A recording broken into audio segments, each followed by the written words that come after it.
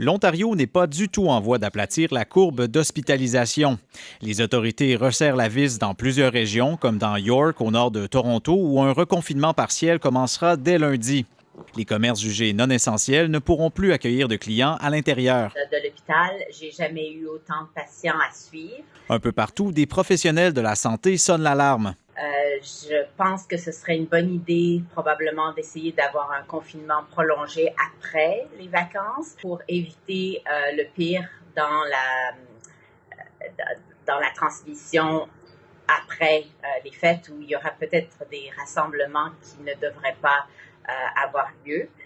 Un autre médecin de la région est du même avis. Le docteur Steve Flindahl estime lui aussi que le confinement ne va pas assez loin. I don't think the lockdown goes far enough. Surtout qu'une bonne partie des cas de la région de York proviennent de rassemblements privés. Bien qu'ils reconnaissent la nécessité d'un confinement, des élus demandent au gouvernement d'aider davantage les petites entreprises, d'autant plus que les grandes chaînes dont les services sont jugés essentiels resteront ouvertes. Le maire de Markham, la plus grande municipalité de York, a demandé en vain à la province de trouver une alternative au confinement. Not to impact businesses if that's not where the issues are. La députée Gila Marteau, qui est pourtant du même parti que Doug Ford, partage l'avis du maire de Markham. On peut faire mieux pour nos petites entreprises.